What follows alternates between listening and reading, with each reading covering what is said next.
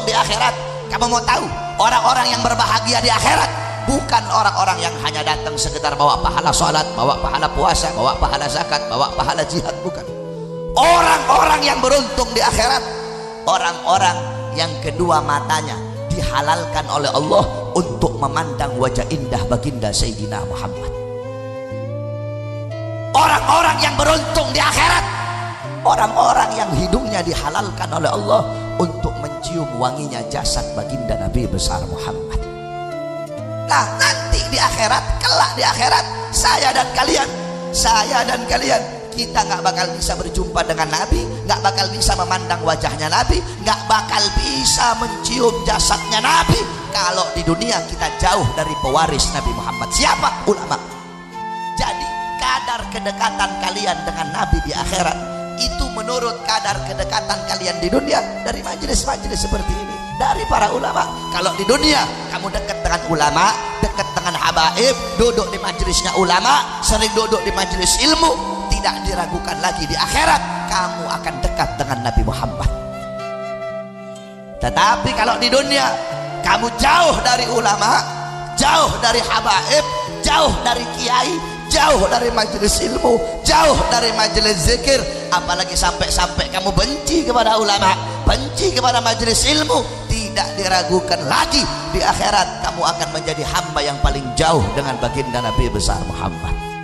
Kenapa? Karena majelis seperti ini, inilah warisan Nabi Muhammad.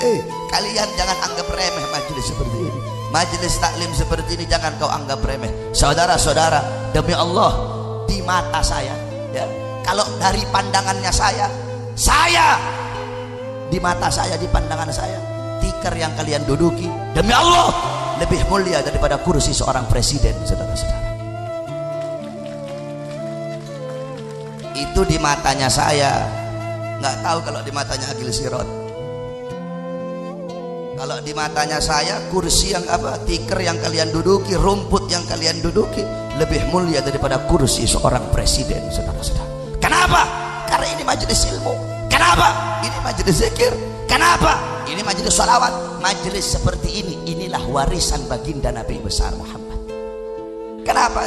Nabi tidak mewariskan harta, tidak mewarisi pangkat, tidak mewarisi jabatan, tidak mewarisi tahta, tidak mewarisi kekuasaan, tidak mewarisi emas, tidak mewarisi permata, tidak mewarisi berlian, uang. Bukan itu warisannya Nabi. Warisannya Nabi apa?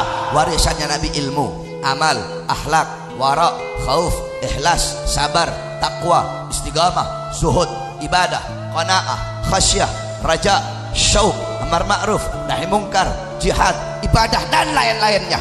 Itu warisan Nabi Muhammad. Kalian duduk di sini pada malam hari ini untuk menerima warisan Nabi Muhammad. Maka setelah kalian mendapatkan warisannya Nabi, adakah yang lebih mulia? Adakah yang lebih bermanfaat? Adakah yang lebih mahal selain dari warisan Nabi? Tidak ada, saudara-saudara. Kalau mau dibandingkan, kamu duduk di sini mendapat warisan Nabi Muhammad, yakni ilmu.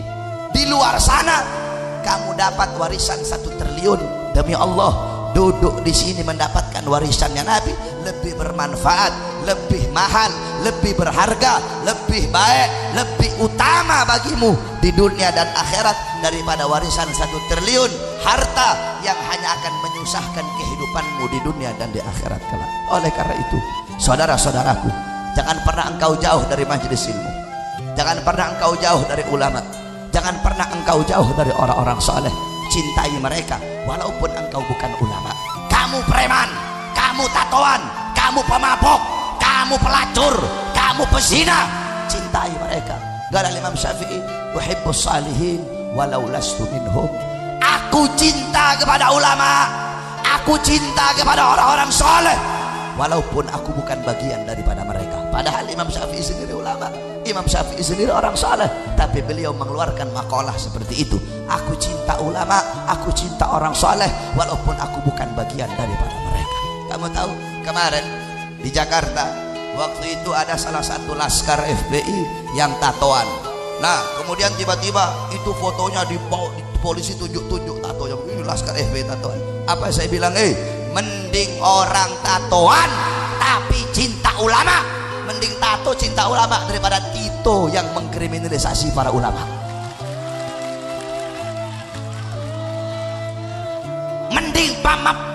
Mending mantan preman, mending mantan pemabuk, mantan narkoba, mantan penjahat. Itu orang ini kalau datang ke Jakarta lihat masuk ke pondok pesantren saya kaget kalian kira penjara. Kenapa orang tato ada semua di pondok pesantren saya? Mending mantan penjahat, mantan pembunuh, mantan preman, mantan pemabuk, tapi dia menyerahkan jiwanya untuk para ulama daripada orang-orang yang pakai dasi, jenderal-jenderal yang berbintang tetapi menzolimi para ulama. Saudara-saudara, makanya kalian jangan canggung, jangan malu. Oh saya punya tato, jangan malu. Oh saya mantan pemabuk, jangan pernah engkau malu. Kamu tahu, ente tahu ada orang soleh namanya Fudail ibn Iyad. Ente tahu dalam kitab Syiarul A'lam An-Nubala Al-Imam Az-Zahabi menceritakan ini Fudail ibn Iyad adalah perampok paling terkenal di zamannya. Mantan perampok, dia dulu perampok sebelum jadi orang soleh, perampok. Sampai-sampai dalam kitab itu Syiarul A'lam An-Nubala dijelaskan ini Fudail ibn Iyad kalau dia ngerampok dia nggak butuh banyak orang. Kalau mau ngerampok dia pergi sendiri untuk pergi merampok. Saking beraninya dia, saking nekatnya dia, penjahat kelas kakap di zamannya. Akhirnya dia insaf, dia tobat ketika mendengarkan Al-Quran sehingga dia menjadi salah satu pengikut para tabi'in yang paling soleh di zamannya. Jadi jangan pernah engkau takut saudara-saudara.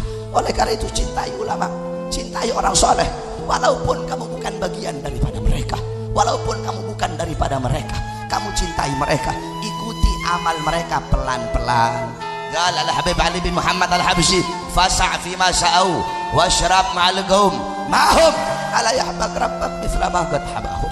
Ikuti mereka orang soleh, ikuti para salaf, ambil amalan mereka sedikit-sedikit, shibran bi shibrin wa dira'an bi dira'in, shibran bi shibrin, gaddaman ala gaddamin, pelan-pelan, sejengkal demi sejengkal, selangkah demi selangkah kamu ikuti amalan mereka. Kalau kita mau ikuti sepenuhnya gak bakal bisa.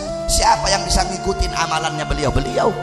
Siapa yang bisa ngikutin amalan para salaf? Bisa kamu ngikutin amalannya Imam Muqaddam Tsani Al-Habib Abdurrahman Segaf, umur 7 tahun mengkhatamkan Al-Quran dalam 1 rakaat salatnya. Bisa kamu ikuti Habib Abdurrahman Segaf, umur 7 tahun mengkhatamkan Quran dalam 1 rakaat salatnya. Al-Habib Abdurrahman Segaf la yanam la lailan wala naharan 33 sanatan, 33 tahun tidak tidur, tidak siang hari, tidak juga malam hari, 33 tahun enggak tidur. Ditanya, ya Habib, kenapa kau tidak tidur?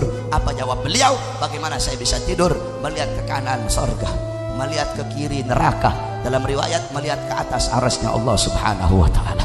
Bisa kau ikuti Fakhrul Wujud Asy-Syaikh Abu Bakar bin Salim, 40 tahun sholat subuh dengan wudu isya.